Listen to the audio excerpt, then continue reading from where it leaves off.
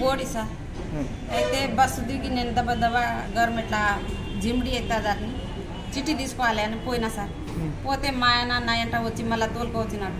మళ్ళీ తోలుకో ఆయన ఆఫీసుని చేపిస్తా అని అంటున్నాడు. 30,000 ఇస్తా అని అంటున్నాడు. మళ్ళీ అమౌంట్ వచ్చినప్పుడు నేను రాస్తా, గవర్నమెంట్ నుంచి ఇప్పిస్తా పైసలు, నీకు అప్పుడు నా పైసలు నాకు ఇచ్చేది అని అన్నాడు సార్. అన్నాక నా పిల్లాట అమ్మిన ఎవరు మంచోళ్ళు అంటే అప్పు ఇస్తా 3 లక్షలు మంచోళ్ళకి చూసి కనుక్కోరి అని అన్నాడు సార్.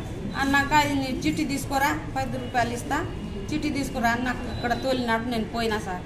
పోతే ఇంకా వెనకసరి ఈయన ఏమన్నాడు, ఆటోలో కూర్చోబెట్టినాడు, బైక్ మీద తెచ్చి ఇంకా ఆటోలో కూర్చుంటామని చెప్పినాడు సార్. అంతే.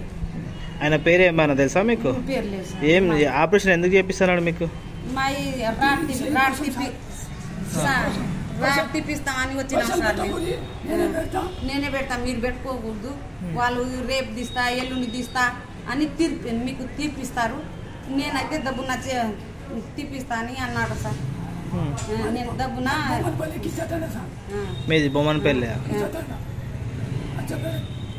కొడుకు తెలివి లేవు అట్లా ఉన్నాడు సార్. మేము అట్లా మా బీద పరిస్థితి సార్. మాకు కూలి చేసి తినేటోళ్ళు మేము, మాకు ఇట్లా మోసం చేసినాడు సార్. మేము ఆశ పట్టుకున్నాం, డబ్బున తీస్తారేమని, రాడ్ తీస్తారేమని ఇంకా ఆశపడ్డాడు సార్. ఇంకా నాకు హాస్పిటల్ నుంచి తోలుకొచ్చున్నాడు మా ఆయనని.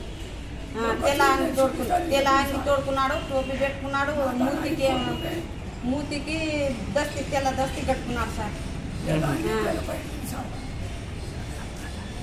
పోలీసు వాళ్ళకి సమాచారం ఇచ్చిరా మరి? పోలీస్ కాడ పోయినాం సార్, నర్సి వచ్చినాం.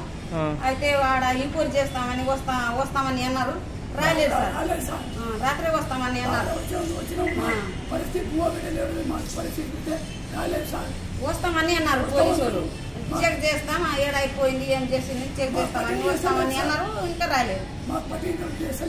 ఆడ నుంచి ఈ నుంచి నర్సి పోయినా మళ్ళీ నర్సి వచ్చినాం సార్. మా తన రూపాయి కూడా